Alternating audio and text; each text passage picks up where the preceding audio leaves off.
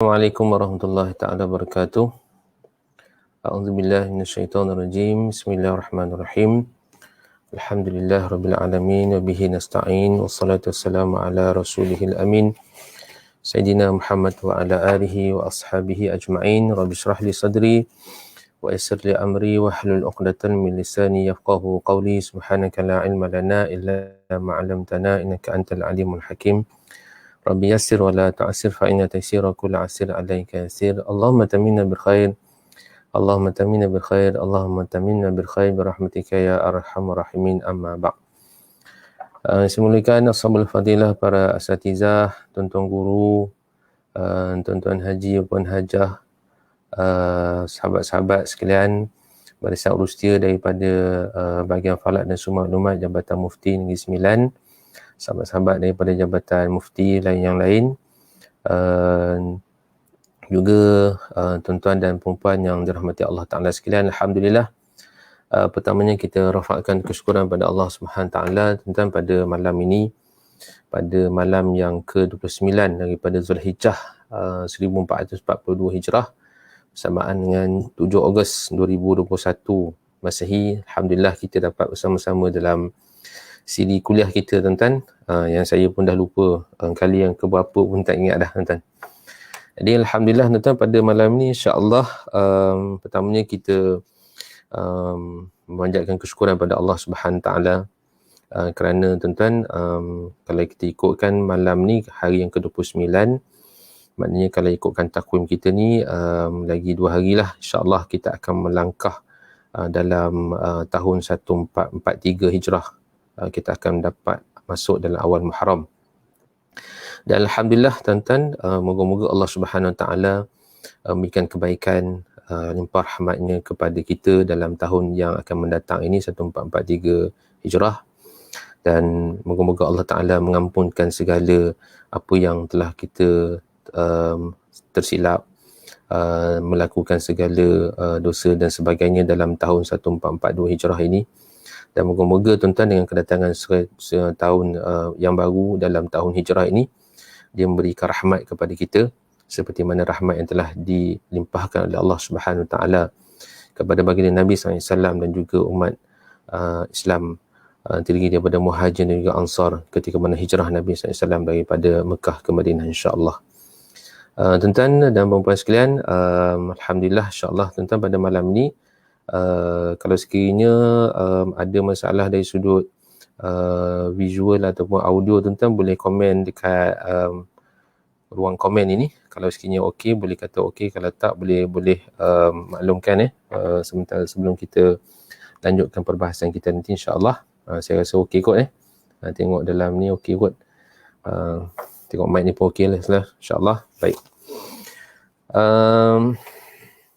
InsyaAllah, tuan-tuan, kita akan, terima kasih banyak pada Ustaz Khairul, orang kuat kita, urustia kita, yang bertungkul lumus pada setiap malam mempromosikan like dan share untuk setiap program yang diwawarkan dalam FB bahagian falak dan semua maklumat Jabatan Mufti Negeri Sembilan. Terima kasih banyak, insyaAllah. Jadi seperti biasa, tuan-tuan, pada malam ini sebelum kita lanjutkan perbahasan kita mukadimahkan perbincangan kita kepada firman Allah Subhanahu Wa Taala. InsyaAllah, tuan-tuan, pada malam ni kita nak cuba lihat secara ringkas ayat Allah Subhanahu Wa Taala dalam surah Ghafir ayat yang ke-64. Firman Allah Subhanahu Wa Taala, a'udzubillahi minasyaitonirrajim. Allahul ladzi ja'ala lakumul arda qarara was samaa'a binaa'a wa sawwarakum fa ahsana suwarakum wa razaqakum minat thayyibat dzalikumullahu rabbukum fatabarakallahu rabbul alamin. Sadaqallahul azim. Ia bermaksud Allah yang menjadikan bumi sebagai tempat penetapan untuk kamu dan langit sebagai bumbung yang kukuh binaannya, dan ia membentuk kamu lalu memperelokkan rupa kamu serta dikurniakan kepada kamu dari benda-benda yang baik lagi halal. Yang demikian kekuasaannya dan kemurahannya ialah Allah Tuhan kamu, maka nyatalah kelebihan dan kemurahan Allah Tuhan sekalian alam. Surah Ghafir ayat yang ke-64. Surah Ghafir ni, tuan-tuan, adalah surah yang ke-40. Jika kita lihat tuan-tuan di dalam ayat ini, secara umumnya kita dapat lihat bagaimana Allah Subhanahu Taala menyatakan kepada kita bahawa demikian Allah Ta'ala telah menjadikan seperti mana yang telah disyarahkan oleh para asatizah tuan-tuan sebelum-sebelum ni, bagaimana perbezaan di antara lafaz ja'ala dengan khalaqa. Ja'ala itu penekanan kepada manfaat, kepada sesuatu yang diciptakan itu, di mana Allah Ta'ala telah menyebutkan di dalam ayat ini bahawa bagaimana Allah Subhanahu Ta'ala memperingatkan kita bahawa Allah Ta'ala telah menjadikan lakum kepada manusia, kepada kita ini, al-arda, bumi ini, sebagai apa? Sebagai qarara, iaitu sebagai tempat tinggal tetap kita, sebagai tempat tinggal kita, sebagai disebut sini sebagai tempat penetapan. Yang mana di dalam ayat ini suatu pesan yang sangat besar kepada kita bahawa bagaimana Allah Ta'ala telah menjadikan, memberikan ataupun mewariskan bumi ini untuk diberikan kepada manusia, yang mana manusia ini yang Allah Ta'ala sebut juga dalam surah Al-Baqarah, wa idh qala rabbuka lil malaikati inni ja'ilun fil ardi khalifah. Allah Ta'ala telah memberikan tanggungjawab kepada manusia untuk manusia menjadi khalifah di muka bumi Allah Ta'ala ini. Dan juga Allah Ta'ala telah menetapkan juga bahawa bagaimana Allah Ta'ala sebutkan dalam ayat ini, was-samaa'a bina'a, dan langit sebagai bumbung yang kukuh binaannya. Masya Allah. Saya rasa itu saja kita nak bincang setakat itu saja, iaitu bagaimana Allah Ta'ala menjadikan bumi ini sebagai tempat penetapan bagi kita, dan juga langit ini sebagai bumbung yang kukuh binaannya. Ini sebagai satu nikmat yang Allah Ta'ala telah berikan kepada kita, dan kita renung sebagai seorang manusia yang diberikan akal, maka ketika itulah tuan-tuan kita dapat melihat bahawa bagaimana nikmat yang Allah Ta'ala telah berikan kepada kita melimpah ruah daripada apa yang ada di bumi dan juga apa yang ada di langit. Masya Allah tuan-tuan, sebagai suatu renungan kepada kita ringkas bagaimana langit dan juga bumi ini adalah sebagai salah satu nikmat yang Allah Ta'ala berikan kepada kita, dan sebagai suatu perkara yang kalau kita renung, maka kita akan dapati bahawa kita ini hanyalah sebagai salah satu daripada makhluk Allah Ta'ala yang sangat kerdil, kan? Dan dalam ayat ini kalau kita lihat Allah Ta'ala tutup dengan lafaz yang sangat hebat, dengan lafaz yang sangat agung, fatabarakallahu rabbul alamin, kan? Maka nyatalah kelebihan dan kemurahan Allah Ta'ala, Tuhan sekalian alam. Masya Allah tuan. Baik, insya Allah tuan, kita akan masuk kepada perbahasan kita pada malam ini, yang mana insya Allah kita akan sambung pada halaman 156 tuan-tuan. 156. Terima kasih sahabat-sahabat kita, Fadil Ustaz Amri, Tuan Haji Zahari, Encik Sambal Hitam kita yang bersama-sama insya-Allah. Kita sambung pada halaman 156 ya tuan-tuan. Kalau yang ada buku dan tak ada, tuan-tuan boleh terus melihat pada slide yang saya kongsikan inilah insya-Allah. Baik. Tuan-tuan, dalam kuliah yang lepas kita telah bincangkan berkaitan dengan bagaimana perspektif Islam berkaitan dengan fenomena gerhana, dan telah pun kita sebutkan bagaimana antara salah satu sudut yang kalau kita pandang itu bagaimana Islam itu memberikan satu perhatian khusus kepada peristiwa gerhana itu, kerana hanya gerhana sahaja yang kalau nisbah kepada fenomena alam ni, kalau kita boleh sebut fenomena alam ni, hanya gerhana saja yang ada solat yang dikhaskan. Fenomena alam yang lain tak ada. Nampak anak bulan pun hanya dibacakan doa. Kalau berlakunya, kalau baru-baru ni yang diviralkan halo kan, pun tak ada solat kita buat. Dan bahkan fenomena-fenomena lain yang berlaku dekat langit pun kebanyakannya ataupun hampir tak ada kecuali gerhana. Itu saja dah memberikan kepada kita suatu petunjuk bahawa bagaimana gerhana ini menjadi suatu peristiwa yang sangat mendapat perhatian, dan kalau begitu tentulah ada sesuatu yang nak disampaikan setiap kali kita solat, setiap kali khutbah dan setiap kali kita menyaksikan gerhana itu, tentu ada sesuatu yang Allah Ta'ala nak sampaikan kepada kita, dan perkara itu telah kita bincangkan tuan-tuan secara ringkasnya pada halaman 153 sehinggalah pada halaman 156 ya. Okey, baik. Jadi pada malam ini tuan-tuan kita nak sambung kembali perbahasan kita, iaitu gerhana dalam ilmu falak. Baik. Tajuk gerhana dalam ilmu falak ini saya rasa mungkin saya boleh skip beberapa perkara lah yang saya rasa telah pun disebut ataupun telah disentuh oleh kita punya penceramah-penceramah, pengkuliah-pengkuliah berkaitan dengan falak dan astronomi sebelum ini. Yang kita punya sifu Ustaz Syahrin kita, Mas Ko pun ada menyebutkan juga berkaitan dengan gerhana, dan mungkin ada juga sebelum-sebelum ni yang ada membicarakan tentang gerhana dari sudut ilmu falaknya. Cuma insya-Allah tuan-tuan pada malam ini saya cuba nak sentuh dari sudut yang mungkin ada agak orang kata perkara-perkara yang mungkin jarang nak disentuh dalam perbincangan berkaitan dengan gerhana ini, insya-Allah. Baik. Kalau kita lihat tuan-tuan pada halaman 156, kita dapat lihat bahawa sebenarnya kalau gerhana ini memang perbahasannya itu dalam ilmu falak, dan kalau kita lihat dalam pelbagai tamadun tuan-tuan, contohnya yang ada kita kemukakan dalam buku Mukhtasar ini, bagaimana tamadun Babylon pada abad yang ke-21 sebelum Masihi telah mampu menghisap ataupun telah mampu menghitung gerhana dengan menggunakan kaedah Saros. Kaedah Saros, S-A-R-O-S. Ini tuan-tuan kita akan bincangkan nanti pada kuliah yang akan datang, kerana kita ada satu tajuk kecil yang akan kita bincangkan berkaitan dengan Saros ini, Saros. Tapi sedikitlah tuan-tuan yang kita katakan Saros. Saros ni apa? Bunyi macam sedap je kan. Okey.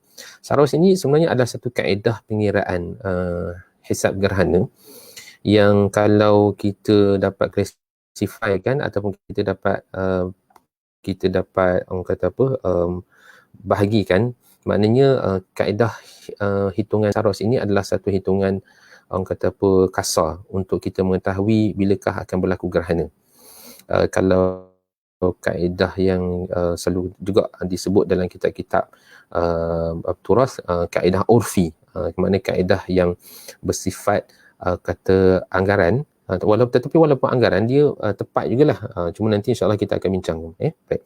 Dan cuma bila kita lihat kembali tentang lafaz ataupun istilah Saros ini, dia sebenarnya ada beberapa pandangan lah. Ada yang mengatakan bahawa Saros ini memang berakarkan kepada istilah yang disebutkan oleh orang Babylon sendiri. Cuma ada juga pandangan yang mengatakan bahawa sebenarnya orang Babylon tak adalah sebut Saros ni, tetapi dia kemudian digunakan pada sekitar tahun 1961 oleh penulis-penulis, iaitu penulis yang dicatatkan namanya Halley, dan kemudian dipopularkan kemudian oleh beberapa penulis-penulis lain, antaranya adalah Newcomb, yang mempopularkan istilah Saros ini, yang mana kaedah Saros ini adalah untuk mengira ataupun untuk menghitung bilakah gerhana itu akan berulang kembali dengan nilai 18 tahun, 11 hari, 8 jam. Itu secara rumus kasar je, insya-Allah kita akan pergi kemudian. Okey, 18 tahun, 11 hari, 8 jam. Jadi itu adalah hitungan Saros, maknanya selepas adalah berlaku gerhana pada malam ini, 7 bulan 8 tahun 2021. Jadi gerhana yang sama akan berulang balik pada 18 tahun, 11 hari, 8 jam yang akan datang. Itu dia punya maksud hitungan Saros itu. Hitungan Saros itu. Baik. Dan tuan-tuan, kita pergi lanjut. Rasional berkaitan dengan gerhana ni juga sebenarnya sudah pun kalau kita kata difahami oleh masyarakat dulu. Maknanya bukan maknanya bila kita bercerita tentang geometri gerhana dan sebagainya, kedudukan bulan di antara matahari dan juga bumi ketika mana gerhana matahari dan sebagainya, dia bukan benda baru sebenarnya. Tetapi telah disebutkan bahawa perkara ini telah pun disedari antaranya oleh Aristotle itu sendiri, yang telah faham tentang bagaimana gerhana itu berlaku.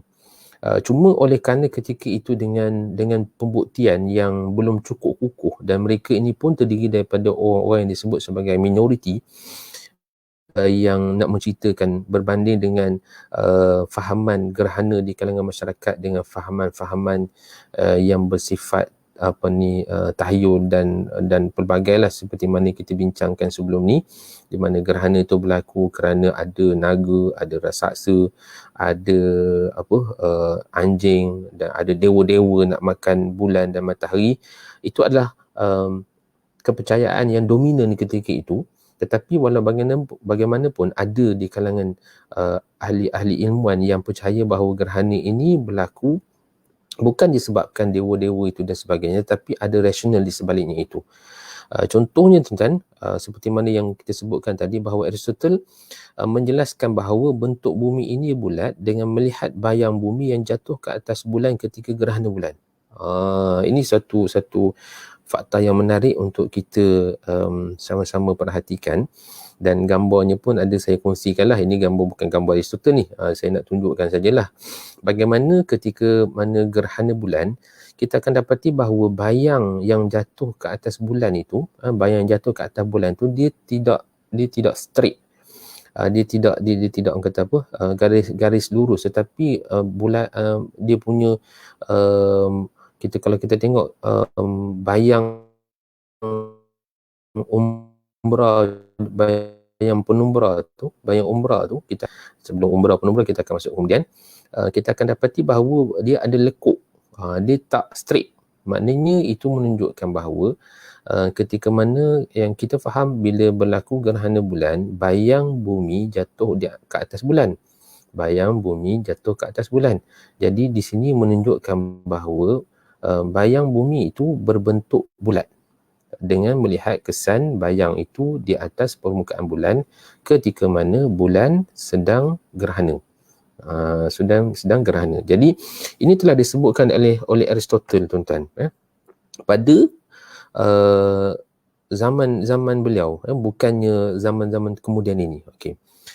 Demikian juga telah dikemukakan juga oleh seorang pemikir Yunani juga, disebut sebagai Aristarchus.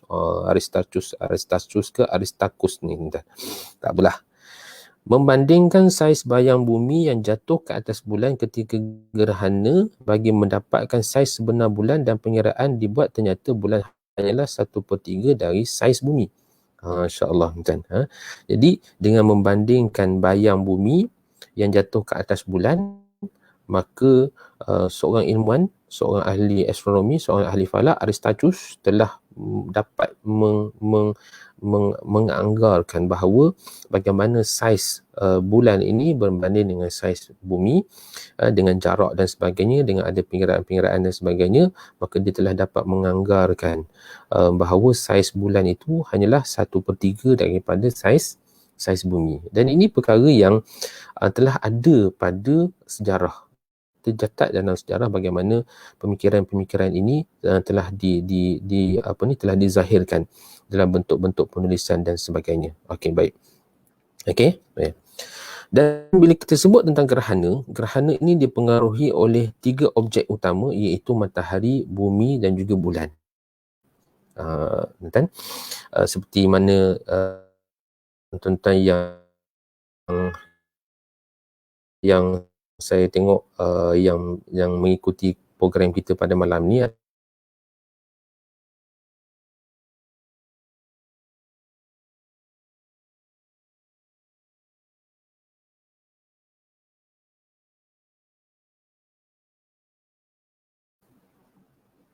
Okey, tuan-tuan, minta maaf nampak tadi ada macam line tak berapa cantik, mungkin sebab sini ni nak hujan. Doakan moga-moga insyaAllah kita punya line internet ni okey. Okey, baik. Jadi saya ulang balik, tuan-tuan. Bila disebut tentang gerhana ini antara objek yang paling utama yang terlibat, objek samawi yang utama terlibat adalah matahari, bumi dan juga bulan. Okey, maka bila kita sebutkan bahawa 3 objek utama ini maka tuan-tuan tentu sekalilah kita kena memahami tentang kedudukan matahari, bulan dan juga bumi ini yang menyebabkan berlakunya gerhana itu. Baik. Kalau kita lihat dalam istilah dalam bahasa Arab, kalau tuan-tuan masih ingat perbincangan kita pada awal-awal itu, istilah gerhana ini dalam bahasa Arab disebut sebagai kusuf ataupun khusuf. Kusuf ataupun khusuf, di mana kusuf itu digunakan untuk matahari dan khusuf itu digunakan untuk gerhana bulan. Okey, baik. Yang menariknya tuan-tuan ialah apabila istilah ini sangat tepat seperti mana apa yang nak kita bincangkan, iaitu bagaimana gerhana ini adalah salah satu daripada apa yang kita sebut sebagai fenomena penghijaban ataupun disebut sebagai occultation. Occultation, satu fenomena penghijaban. Di mana tuan-tuan kalau kita dapat lihat yang menghijab ini ataupun ada satu istilah lain yang occultation ni dia cabang daripada apa yang kita sebut sebagai saya tak tahu macam mana nak sebut ni, sebut sebagai SYZGY ke? SYZYGY. Okay, SYZYGY ini mungkin Mas Joko ataupun Syahrin boleh betulkan lah kalau tersilap sebut. Di mana ketika 3 objek ataupun lebih berada pada satu garisan. Jadi dia akan mewujudkan satu occultation, iaitu satu penghijaban di mana satu objek itu akan melintas di antara, dalam konteks kita di bumi ni, maknanya kalau kita di bumi ni kita akan dapati bahawa ada satu objek melintas di hadapan yang akan ketika itu menyebabkan pandangan kita terhadap objek lain itu sama ada hilang terus ataupun macam terhadang. Terhadang. Okey, baik. Kita cuba tengok tuan-tuan antara contoh apa yang disebut sebagai occultation ini. Okey, baik. Ini antara contohnya. Okey. Bila kita sebut tentang occultation ataupun penghijaban ini, apa yang saya tengok dalam buku, disebut ada 3 keadaan. Yang pertama disebut sebagai grazing occultation, iaitu apabila objek yang besar melintas ataupun menutup objek yang kecil. Contoh macam dalam gambar ni lah, tuan-tuan boleh lihat pada halaman 168, yang perkara yang pertama di atas itu, iaitu objek kecil dihalang oleh objek yang lebih besar seperti bulan yang melindungi bintang. Okey, contoh. Maknanya kalau kita lihat dalam konteks gambar ni, di mana bulan itu telah tutup bintang dekat belakang ini, maka ketika itu bintang ni akan hilang sekejap dan kemudian dia akan keluar baliklah selepas daripada penghijaban itu. Okey, baik, itu sebagai contoh. Okey, kemudian kita pergi pada transit dululah, baru kita pergi gerhana. Kita pergi transit dulu. Transit ni pula adalah satu keadaan di mana objek samawi ataupun bukan objek samawi tetapi objek apa yang kita kata apa buatan manusia pun boleh jadi, iaitu bila dia melintas di hadapan objek yang lebih besar, maka itu disebut sebagai transit. Transit contohnya tuan-tuan, kalau kita biasa kita pernah melihat tahun 2000 apa ya, saya pun dah lupa dah tuan-tuan, 2011 begitulah tuan-tuan, berlaku transit Zuhrah. Transit Zuhrah di mana planet Zuhrah dia melalui di antara kita dan juga matahari, dan ketika itu kita akan dapat lihat planet Zuhrah itu macam satu titik hitam, ada macam kita kata apa, sunspot dekat matahari tu, tapi dia besar lah, dia lebih besar.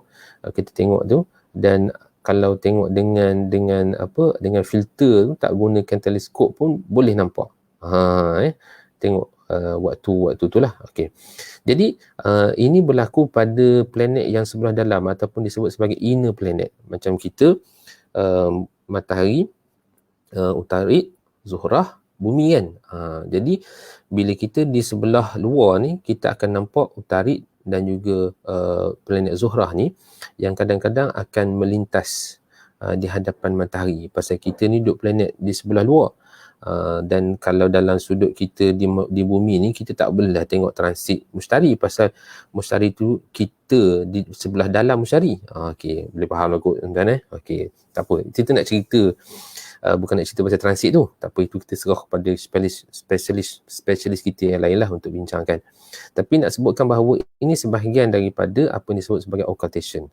Occultation, baik. Dan tuan-tuan, kalau berlaku transit ni dan juga ni ada nak perlu solat tak perlu pun, tak perlu kerana yang ini bukan gerhana. Yang gerhana tu apa dia? Yang gerhana tu adalah seperti ini. Sebelum saya lompat, tuan-tuan, terlupa tadi, di samping planet yang kalau sekiranya berlaku, inner planet yang berlaku ketika mana transit ini, kadang-kadang ada juga berlaku di mana kita dapat lihat contohnya ISS, satelit yang akan melintasi matahari. Tapi dia lajulah kalau ISS tu lajulah. Mungkin ada sebahagian daripada penggemar astrofotografi yang sanggup menunggu waktu dan detik yang tepat ISS ataupun satelit itu melintasi matahari dan dia buat fotografi, bagaimana astrofoto macam mana dia ambil gambar ketika mana ISS melintas di hadapan matahari. Gambarnya memang sangat menarik. Tuan-tuan boleh cari dalam internet, sangat menarik dan sangat cantik gambar-gambar yang dihasilkan itu sebahagian daripada apa yang disebut sebagai transit, tapi itu melibatkan objek, bukan objek samawi yang semula jadilah, tapi objek samawi semula jadi. Kalau dalam konteks kita di bumi ini, kalau planet itu hanya berlaku pada planet Utarid dan juga planet Zuhrah. Okey, baik. Yang ketiga yang disebut sebagai occultation ni adalah gerhana. Okey. Gerhana adalah ketika mana kita dapat lihat dalam konteks, contohnya dalam konteks gerhana matahari lah yang paling mudah untuk kita faham kan. Oleh kerana bila kita lihat dalam gerhana matahari ni, bulan akan menutupi matahari. Bulan itu istilahnya dia menutupi matahari, maka akan berlaku penghijaban di mana matahari itu akan dihijab oleh bulan. Maka kita akan dapat lihat sama ada bulan itu hilang terus ataupun hilang separuh, ataupun dalam konteks gerhana bulan, ketika mana cahaya matahari yang sepatutnya jatuh ke atas bulan tapi dihijab ketika itu oleh bumi, yang menyebabkan ketika itu bayang bumi pula jatuh ke atas bulan dan menyebabkan bulan akan hilang cahayanya. Okey, baik. Jadi itu sedikit gambaran kepada kita apa yang dimaksudkan sebelum kita pergi kepada maksud gerhana itu. Maknanya kita dapat lihat bahawa gerhana ini sebahagian daripada apa yang disebut sebagai occultation, dan occultation itu sebahagian daripada sezgi itu yang kita sebut tadi tu. Okey, jadi kita dapat lihat bagaimana kedudukan gerhana itu dalam fenomena alam. Okey, baik. Seterusnya tuan-tuan, kita nak pergi pula pada tajuk yang seterusnya berkaitan dengan geometri gerhana. Ini tajuk yang sebenarnya lebih menarik yang kalau kita nak tengok. Cuma tuan-tuan, sebelum saya pergi kepada tajuk kita ini, saya sharekan dulu. Ini antara gambaran tentang gerhana yang telah dilukis ataupun yang dicatat. Ini antara catatan yang sangat popular lah kalau tuan-tuan search dalam Google berkaitan dengan eclipse Islam ke ataupun eclipse medieval Muslim dan sebagainya, Islamic astronomy ke apa ke, maka antara yang keluar ialah gambar ni. Ini adalah gambar rajah yang dihasilkan oleh Al-Biruni. Ni tuan-tuan yang ini Al-Biruni. Dan kita dapati bahawa kedudukan matahari, kedudukan bulan dengan menunjukkan pada fasa aftab ini tuan-tuan adalah bulan aftab ini adalah matahari. Aftab ini adalah matahari. Dan tuan-tuan, di sini adalah bagaimana kedudukan bumi, di tengah-tengah ni adalah kedudukan bumi, dan ini adalah fasa di mana kedudukan bulan, yang mana dia akan mengalami fasa ijtima' dan fasa istiqbal. Kedudukan bukan fasa, kedudukan ijtima' dan juga kedudukan istiqbal. Dan tuan-tuan ada bila saya cuba tengok tuan-tuan dalam beberapa penulisan, ingat ke tulisan Arab ni, tu punya tulisan Parsi tuan-tuan. Cera-cera infuzudan ukastan nur kamar. Dia campur-campur lah, ada bahasa Arab sikit dan sebagainya. Tapi ada terjemahan tu saya tulis, why the increase and decrease of the light of the moon is settled while other star don't behave so. Jadi Al-Biruni membuat satu pertanyaan, kenapa bila dilihat kepada bulan ini akan mengalami fasa-fasa. Ada waktu dia kelihatan penuh, ada kelihatan berkurang, dan selepas dia penuh dia akan berkurang, dan selepas berkurang dia bertambah balik. Kerana apa? Kerana rupanya bulan ini bukanlah sifat dia seperti star. Kalau kita tengok ni, observing this and not understand the spirit of this is misdeed, that the light of the star is of their own. Orang putihnya bantai lah, tuan-tuan boleh ikut ni. Okey lah.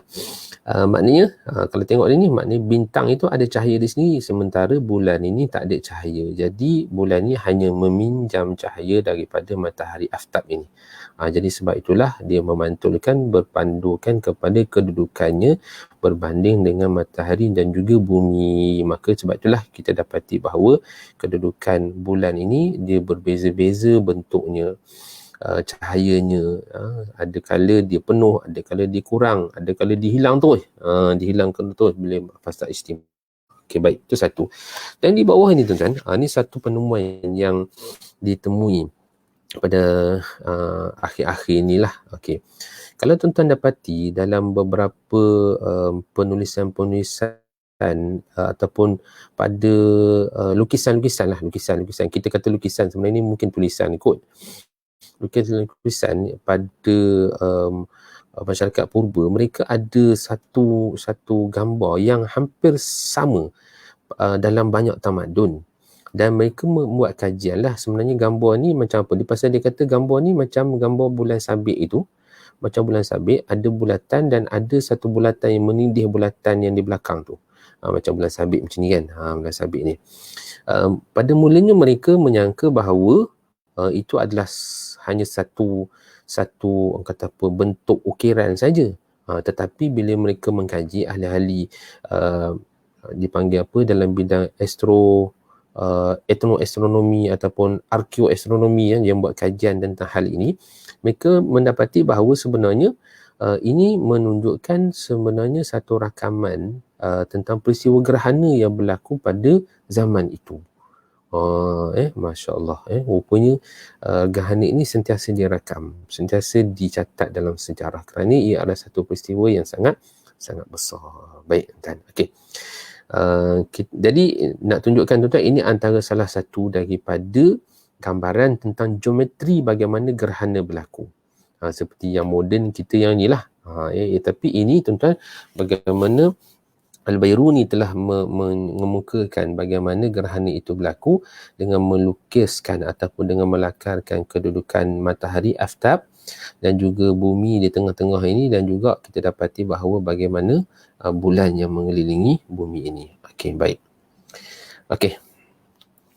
Sebelum kita pergi kepada okey, tuan-tuan, bukan sebelum, kita pergilah. Okey, kita pergi dalam kita punya buku ni. Untuk kita memahami gerhana, antara perkara penting yang kita nak lihat ialah tentang geometri gerhana. Kerana bila kita mengetahui kedudukan matahari, bumi dan bulan secara kedudukan tepat di angkasa ini, maknanya bila kita nak memahami gerhana ni, kita kena tahu kedudukan matahari, kedudukan bumi berbanding bulan berbanding dengan bumi dengan tepat. Kerana gerhana ini bila kita sebut, terutamanya berkaitan dengan gerhana matahari, dia adalah berkaitan dengan ketepatan aturan ataupun sudut ataupun waktu yang begitu tepat sehingga menyebabkan gerhana matahari penuh itu berlaku. Sebagai contoh, umumnya kalau kita kata geometri matahari, bulan dan bumi ketika mana gerhana itu adalah sangat menakjubkan. Sangat menakjubkan. Kerana apa? Kerana saiz matahari terlalu besar berbanding dengan bulan. Okey, baik. Ini tuan-tuan saya cuba buat satu perbandingan dalam gambar ni lah. Dalam gambar ni, di mana kalau kita dapat lihat, ini gambar daripada sumber internet lah. Sumber internet. Kalau kita dapat buat satu perbandingan di antara matahari bulan kalau tuan-tuan tengok dengan phone ni memang tak nampak lah rasanya kan. Dia hanya satu dot di sini dan ini adalah saiz bumi. Maknanya kalau kita bandingkan secara lebih mudah untuk kita faham yang saya ada jumpa satu tulisan dan ada kita masukkan juga dalam buku kita ni. Maknanya kalau kita nak bandingkan antara matahari dengan bulan itu, matahari itu adalah seperti bola keranjang. Bola keranjang dan matahari itu adalah bola keranjang itu sendiri dan bulan itu adalah 1/4 saja daripada dot di permukaan bola keranjang itu. Nak katakan betapa saiznya kalau kita letak dalam jarak yang sama antara matahari, bumi dan juga bulan dan juga bumi, maka bulan itu sebenarnya terlalu kecil. Tetapi bila berlakunya gerhana matahari, kita sembang dalam konteks gerhana matahari dululah dia ada suatu perkara yang sangat menakjubkan. Kerana apa? Kerana objek yang asalnya matahari itu terlalu besar tetapi boleh ditutupi oleh bulan yang kecil. Oleh bulan yang kecil. Dan ini adalah suatu perkara yang sangat menarik untuk kita perhatikan, sama ada dari sudut ilmu ataupun kita nak lihat dari sudut falak itu sendiri ataupun dari sudut kita sebagai seorang Islam melihat betapa hebatnya, betapa agungnya Allah Subhanahu Wa Taala telah menjadikan alam ini dengan begitu orang kata cermat, begitu tertib dan begitu sistematik, sehingga satu objek yang kecil, sangat kecil, bukan kecil tetapi sangat kecil, bahkan mungkin sangat-sangat kecil, boleh menutupi matahari yang jauh lebih besar. Dan kalau saya boleh pergi sikit lagi, okey. Dan kalau kita meletakkan matahari dan juga bulan itu, jarak antara matahari dan bulan itu sama. Kita letak side by side, sebelah-sebelah. Matahari satu sebelah sini dan matahari sebelah sini dan bulan sebelah sini. Jaraknya sama. Kita anggarkan samalah. Kita letakkan sama. Okey. Maka kita akan dapati bahawa matahari itu terlalu besar berbanding dengan bulan yang terlalu kecil. Dan tak mungkin bulan ini boleh menutupi matahari. Okey, baik.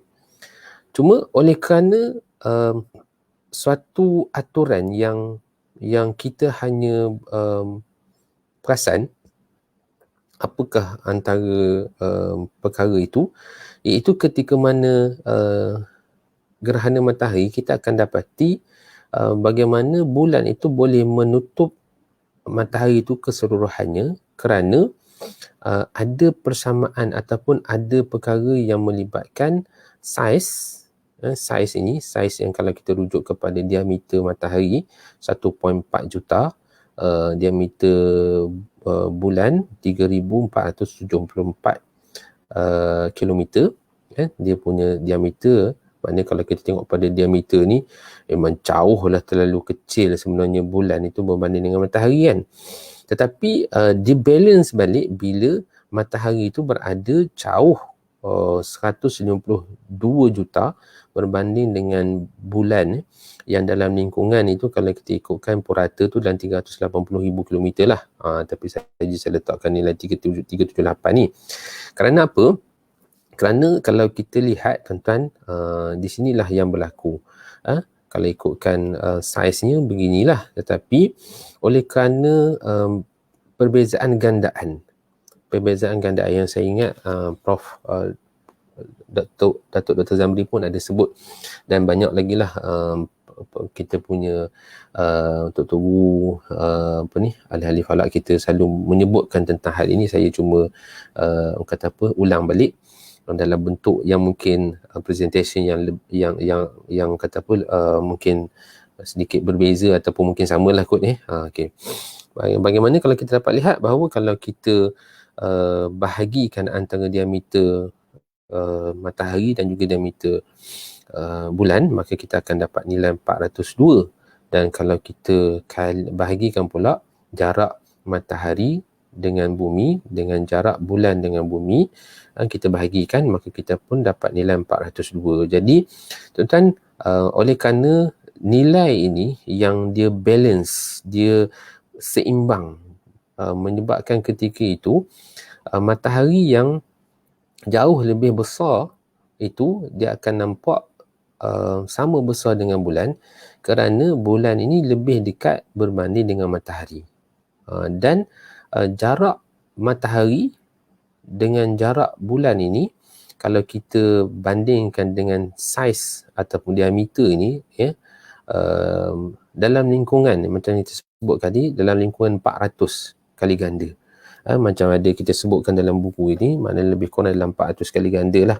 Sebenarnya kalau kita ikutkan perbezaan diameter, perbezaan jarak ini memang ada perbezaan lah ikut pada fasa-fasa kedudukan dan sebagainya. Tetapi secara umumnya, tuan-tuan, secara umumnya kita akan dapati bahawa nilai gandaan ini sangat menarik kerana diameter, saiz matahari dan juga bulan ini dibalancekan balik ataupun diseimbangkan balik dengan jarak antara matahari dan juga bumi dan juga bulan dan juga bumi. Itu yang menyebabkan ketika mana matahari ini boleh dihijab, boleh ditutupi dalam peristiwa gerhana oleh bulan yang jauh lebih kecil. Dan sebab itulah tuan-tuan, kami catatkan dalam buku ini bahawa bagaimana ini adalah salah satu bukti bagaimana Allah Subhanahu Wa Taala menjadikan gerhana ini agar kita dapat memahami tentang jarak dan kedudukan matahari, bumi dan bulan itu bukanlah satu kebetulan tapi satu ketetapan daripada Allah Subhanahu Wa Taala. Baik. Jadi ini mungkin salah satu cara lah kot bagaimana kita nak kita nak highlightkan peristiwa gerhana ini bila berhadapan dengan masyarakat ataupun berhadapan dengan para pelajar, masyarakat awam, boleh kita share ataupun boleh kita kongsi fakta ini yang saya rasa dia agak mudahlah untuk dicerna ataupun kita faham oleh masyarakat awam bila dapat lihat ni. Dan dalam ni tuan-tuan, secara tak langsung maka kita akan dapat lihat bahawa bagaimana gerhana ini adalah sebagai salah satu daripada tanda-tanda kebesaran Allah Subhanahu Wa Taala yang kita bincang pada kuliah minggu lepas. Inna syamsa wal qamar ayatan min ayatillah. Sesungguhnya matahari dan bulan itu adalah dua tanda daripada tanda-tanda kebesaran Allah Subhanahu Wa Taala. Dan bila berlaku gerhana ni, dia punya kehebatan, keagungan Allah Ta'ala dalam menciptakan sesuatu yang kadang-kadang kita tak boleh fikir, kita tak boleh terbayangkan objek yang terlalu kecil boleh menghijab matahari yang begitu besar. Ini antara salah satu daripada mungkinlah kita kata antara kita nak pergi pula kepada geometri gerhana. Rabbi yasir wala tu'asir. Bila kita sebut tentang gerhana, di samping nota yang ada dalam buku kita ini, saya juga nak ada tambahan sikit lah dalam slide ini supaya kita insyaAllah boleh mudah faham tentang tentang apa, bagaimanakah boleh berlaku gerhana itu. Bagaimana berlaku gerhana itu? Kerana tuan-tuan, sebenarnya pengiraan kalau kita boleh terangkan gerhana dari sudut yang konteks yang mudah.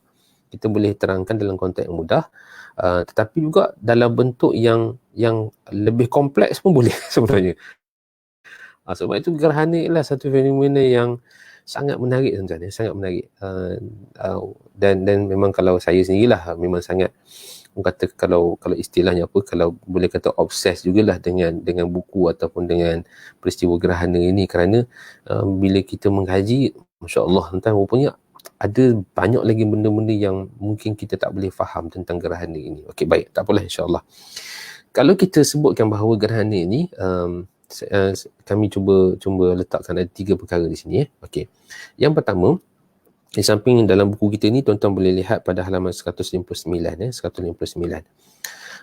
Yang pertama berlaku ketika mana fasa muhaq, fasa bulan itu ketika mana fasa muhaq dan juga fasa badrun, iaitu fasa di mana bulan gelap dan juga fasa bulan penuh. Okey, itu yang pertama kita akan huraikan. Yang kedua, segarisan matahari, bulan dan juga bumi adalah pada segarisan dan juga sesatah. Okey, baik. Yang ketiga, dalam konteks kita di bumi, kalau kita nak melihat gerhana, kita hendaklah berada di laluan gerhana. Okey, baik. Saya cuba kongsikan 3 perkara ini terlebih dahulu, insya-Allah. Okey, baik. Tuan-tuan tengok dalam buku kita, ini sebagai contoh, tuan, bila berlaku gerhana matahari, bulan akan berada di antara matahari dan bumi, dan dalam masa yang sama matahari dan bulan berada pada satu garisan dan sesatah. Okey. Kalau kita lihat tuan-tuan dalam gambar rajah ini, dalam slide ini, tuan-tuan akan dapati bahawa mungkin kalau tengok di sini mungkin tak apa tepat lah dia punya, kerana tak ada bayang tu, tak apalah tuan-tuan tak ada bayang. Kalau kita tengok di sini, gerhana tu dia hanya berlaku antara syarat dia tak berlaku lagi, tapi antara syarat dia kedudukan bulan itu hendaklah berada pada fasa muhaq, iaitu pada fasa bulan gelap, dan juga apa yang disebutkan sebagai fasa bulan penuh, badrun, fasa bulan penuh, dan kedudukannya adalah ketika mana fasa muhaq itu ketika mana kedudukan ijtima', iaitu kedudukan di mana matahari, bulan dan juga bumi, kalau ini yang berlaku ketika tu, maka ada potensi berlaku gerhana matahari. Ada potensi, ada kemungkinan berlaku gerhana matahari, tapi tak berlaku lagi. Kalau kita tengok dalam slide yang ini dulu, ada kemungkinan boleh berlaku gerhana matahari. Kalau sekiranya nak berlaku pula gerhana bulan, maka bulan mesti berada pada kedudukan istiqbal ataupun kedudukan badrun. Okey, ini dia mesti berada pada keadaan ini. Dia tak boleh kalau sekiranya bulan dah melepasi fasa ijtima', fasa muhaq ataupun ke fasa kedudukan ijtima' ni baru berlaku gerhana, tak boleh. Dia tak boleh. Dia kena ketika mana berlaku fasa kedudukan istiqbal dan juga kedudukan ijtima' ini. Okey, baik. Ketika istiqbal ni adalah fasa bulan penuh lah dan ijtima' ni adalah ketika fasa muhaq, iaitu bulan gelap. Okey. Dan ketika mana kita dapat lihat ini, fasa ijtima' ni, kita akan dapati bahawa matahari, bulan dan juga bumi ini, dan juga fasa istiqbal ni, ketika itu kita akan dapati bahawa kalau ijtima' ketika itu kita akan dapati bahawa kedudukan bulan dan juga matahari ini adalah pada satu garisan, ataupun kita kata pada garisan longitud samawi yang sama. Maknanya kalau kita tengok dengan mata kasar tu, secara mudahnya, kalau saya kata kita dapat lihat bahawa matahari dan bulan tu berada sebelah menyebelah, lebih kurang begitulah. Kalau kita tengok dalam konteks kita di bumi ni, kita akan dapati bahawa matahari dan bulan tu berada sebelah menyebelah, walaupun keadaannya tidak semestinya begitu, tapi lebih kurang lah, lebih kurang nak kata tu. Okey. Dan segarisan, itu semua maksudnya segarisan, tetapi dia tak boleh berlaku gerhana lagi, kerana dia mesti berada pada kedudukan sesatah. Okey. Statement yang saya sebutkanlah bahawa saya cuba terangkan gerhana ini dalam konteks yang kita kata orang kampung lah, orang kampung, orang macam saya lah, jenis bukan orang sains. Ini Mas Joko sebutkan longitud samawi yang sama. Terima kasih. Terima kasih Mas. Maknanya kalau kita dapat lihat bahawa ketika mana ijtima' itu, kedudukan matahari dan bulan itu berada pada longitud samawi yang sama. Tapi Mas, kalau saya biasa sebut pada masyarakat awam ataupun orang masjid surah dan sebagainya, saya biasa sebut bahawa matahari dan bulan tu kita dapat lihat seolah-olahnya sebelah menyebelah lah, supaya lebih mudah faham. Okey. Tetapi tak berlaku gerhana lagi. Kerana apa? Kerana ketika itu kedudukan matahari dan juga bulan ni perlulah juga sesatah.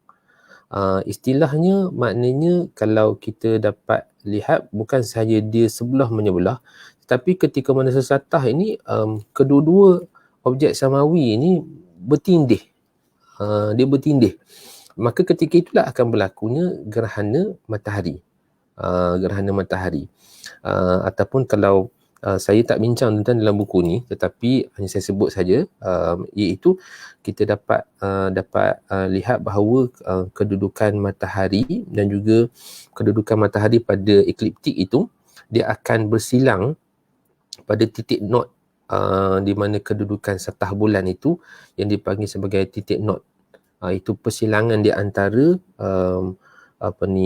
ekliptik ataupun kedudukan matahari dan juga kedudukan bulan. Maka bila bersilang di situ, maka itulah disebut sebagai titik not. Maka titik not ini antara salah satu benda yang kita kena faham bila kita membicarakan tentang gerhana ini. Tapi secara mudahnya tuan-tuan, kita boleh lihat pada dalam slide ini. Maka kalau kita kata, kita buat, kalau kita tengok daripada atas, kita tengok daripada sisi kedudukannya, memang kalau gerhana matahari itu, bulan itu, kalau tengok daripada atas, kalau kita boleh tengok daripada atas lah, dan kalau kita tengok daripada tepi, matahari, bulan itu memang berada di antara, bulan itu memang berada di antara matahari dan juga bumi. Maka barulah berlaku gerhana matahari. Dan sama juga bila berlaku gerhana bulan. Bila bumi berada di antara matahari dan juga bulan, dan ketika itu sama ada dari sudut pandangan atas ataupun dari sudut pandangan sisi, maka kita akan dapati bahawa bulan itu berada di antara, bumi itu berada di antara bulan dan juga matahari. Okey, baik okey, boleh, insyaAllah, moga-moga tuan boleh faham lah. Okey, baik. Seterusnya, tuan lihat pada halaman 160, ini kita nak bincang pula tentang bayang. Oleh kerana cahaya matahari menyinari bulan dan juga objek yang lain, maka bila cahaya ada, maka yang lawan pada cahaya ini adalah bayang. Ini siapa yang ikut kuliah Tuan Guru kita, Al-Fadhil Ustaz Anafiah, memang akan faham lah, insyaAllah. Bila ada cahaya, akan ada bayang. Maka kalau tuan-tuan duduk dalam bilik sekarang, maka ada cahaya daripada lampu, maka akan ada bayang. Kerana bayang dan cahaya ini adalah satu benda yang berpasangan. Bila ada cahaya, maka ada bayang. Bila ada bayang, ada cahaya. Okey, baik. Dan dalam konteks ini, bayang inilah yang apa yang kita sebutkan sebagai umrah dan juga penumbra. Umrah dan juga penumbra dalam konteks gerhana matahari, tuan-tuan, bayang umrah dan juga penumbra ini dihasilkan daripada kedudukan bulan yang menghijab cahaya matahari ini daripada jatuh ke atas bumi. Maka bayang ini diterbahagi pula kepada dua, iaitu bayang gelap itu disebut sebagai umrah, dan bayang yang kurang gelap itu disebut sebagai penumbra. Umrah dan juga penumbra. Okey, baik, insyaAllah. Demikian juga kalau kita bincangkan dari konteks gerhana bulan, bila bayang ini terhasil daripada bumi, di mana cahaya matahari yang sepatutnya jatuh ke atas bulan ketika itu akan dihalang oleh bumi, yang mana dia akan menghasilkan juga dua bayang yang disebut sebagai umrah dan juga penumbra. Okey, baik, insyaAllah. Okey. Dan menariknya pula kalau kita lihat sikitlah dari sudut perbandingan antara saiz umrah bulan dan juga umrah bumi ini, yang kalau kita dapat lihat bahawa saiz bayang yang diwujudkan, ataupun dalam bahasa Arab disebut sebagai dhil, umrah ini disebut sebagai dhil, penumbra ini disebut sebagai shibhu dhil. Umrah ini disebut sebagai dhil bayang, tuan-tuan, yang penumbra ini disebut sebagai shibhu dhil. Okey, kalau kita lihat dari sudut konteks bayang ini, bayang yang dihasilkan oleh bulan ketika mana berlakunya kedudukan ini, ketika mana fasa istimak berlaku dan bayang bulan ni jatuh ke atas bumi, maka akan terhasillah gerhana matahari, di mana gerhana matahari yang dapat dilihat itu kalau sekiranya kita berada pada kedudukan bayang umbra ini, kita berada pada tengah-tengah ataupun pada keseluruhan bayang ini, maka kita akan dapat lihat bahawa berlakunya gerhana matahari penuh. Gerhana matahari penuh. Dan saya rujuk sikit lah tuan-tuan, dalam buku yang ditulis oleh almarhum Tuan Guru kita, Tuan Haji Ghani Saleh, dia ada sebutkan bahawa umbra bulan ini dia punya kelebaran dia tu, walaupun ada juga saya lihat ada memberi nilai yang berbeza, dia punya kelebaran itu boleh mencapai sehingga 300 km. Kelebaran itu boleh mencapai 300 km dan dia punya bayang penumbra ni pula lebarnya boleh mencapai antara sehingga 7,000 km lebarnya itu. Dan sebab itulah kalau kita lihat bila kita bicara, kita nak sebut kalau kita nak melihat gerhana matahari penuh, maka kita dapat potensi nak melihat gerhana matahari penuh tu kita kena berada tepat pada lingkungan 300 km tu lah lebih kurang 300 km tu dia punya lebar itu. Kalau kita lihat liputan ataupun lingkungan gerhana separa tu, yang kalau kita lihat kita duduk di mana pula mouse ni, kalau kita duduk di kawasan penumbra ni, maka kita akan dapat lihat separa. Maka kalau kita lihat dalam konteks gerhana matahari lah, maka bila kita berada di kawasan separa ni, dia punya ataupun liputannya lebih luas hingga mencapai 7,000 km lebar dia tu. Berbanding dengan umbra bumi ni lebih besar. Kerana apa? Kerana objek bumi ni lebih besar berbanding dengan bulan. Yalah tuan, kalau kita tengok bumi ni lebih besar daripada bulan, jadi bayang yang diwujudkan oleh bumi ni tentulah lebih besar daripada bayang diwujudkan oleh bulan. Seperti mana kita sebutkan tadi bahawa bulan ni hanyalah 1/3 daripada saiz bumi. Jadi ketika mana bumi ini menghasilkan bayang ataupun disebut sebagai bayang umbra ataupun zil, maka tuan-tuan dalam penulisan disebut oleh Tuan Haji Ghani mengatakan bahawa saiz umbra ini saiznya adalah 2,5 diameter bulan. Mana saiznya itu maknanya boleh muat dua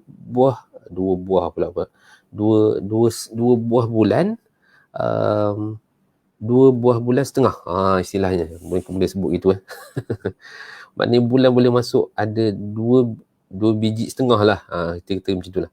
Jadi saiz diameter bulan ni besar, saiz umbra bumi ni besar sehingga boleh muat hampir dekat 2 buah bulan besar, boleh muat dalam kita kata bayang umbra ini, kan? Dan kalau tengok pula saiz penumbra ini, kalau tengok di belah tepi ni, dia lebih kurang sama dengan saiz bulan, sebiji bulan lebih kurang. Jadi sebab itulah kita dapati bahawa kalau berlakunya gerhana bulan, litupannya lebih besar. Kalau dapat lihat gerhana bulan tu, kawasan yang dapat melihat gerhana bulan tu lebih besar. Kerana apa? Kerana bayang yang diwujudkan oleh bumi ini adalah lebih besar berbanding dengan bulan. Jadi ini antara salah satu sebab lah kenapa kalau kita sebut berkaitan dengan gerhana matahari dan gerhana bulan ni, kita perlulah tuan-tuan berada tepat di kawasan yang di mana kawasan umbra dan juga kawasan penumbra ini berada supaya kita dapat lihat gerhana tersebut. Okey, baik. Cuma tuan-tuan, sebelum kita teruskan, antara benda yang penting juga untuk kita faham ialah kedudukan umbra dan juga penumbra ni, kewujudan umbra dan juga penumbra ni sebenarnya dia berada pada setiap masa. Dia bukanlah hanya berlaku pada waktu gerhana saja. Kan? Kerana kalau matahari dan juga bulan, maka umbra dan penumbra tu akan ada sentiasa di sinilah. Cuma bila mana berlaku gerhana matahari ataupun gerhana bulan tu, kalau berlaku gerhana matahari, bayang itu akan jatuh ke atas bumi. Dan kalau berlaku gerhana bulan, bayang bumi ni akan jatuh ke atas bulan. Itu yang menyebabkan hilangnya cahaya itu. Hilangnya cahaya ataupun dari sudut pandang mata kita, bila berlaku gerhana matahari, kita akan dapati bahawa bulan itu akan menghijab atau menutupi matahari tersebut. Jadi ini antara benda yang kita kena faham. Dan insyaAllah lah tuan-tuan pun semua faham tu berkaitan dengan gerhana ini. Baik, insyaAllah. Okey. Habis berkaitan dengan hal ni. Cuma tuan-tuan, kalau tuan-tuan lihat pada halaman saya terlupa tadi tuan-tuan pada halaman 159, pada paragraf yang terakhir tu ada tersilap typo ni tuan-tuan pada kalau saya baca sikit gerhana matahari atau kusuf akan berlaku apabila bulan berada di antara matahari dan bumi, dan dalam masa yang sama matahari dan bulan berada pada satu garisan dan sesatah. Keadaan ini berlaku apabila pada setiap hujung bulan Qamari, iaitu pada tarikh 29 ataupun 30 hari bulan, bulan akan berada di antara matahari dan bulan. Minta maaf tuan-tuan, matahari dan bumi. Matahari dan bumi. Matahari dan bumi pada tarikh 29.30. Okey, dan ini ada satu benda lah saya terlupa sebutkan tadi, bahawa bila kita sebutkan tentang gerhana matahari dan gerhana bulan ni, maknanya kalau kita berdasarkan kepada takwim Qamariah kita, kelebihannya adalah gerhana matahari ni sepatutnya hanya berlaku dalam lingkungan tarikh 29 ataupun 30 hari bulan lah. Hanya berlaku dalam tarikh 29 ataupun 30.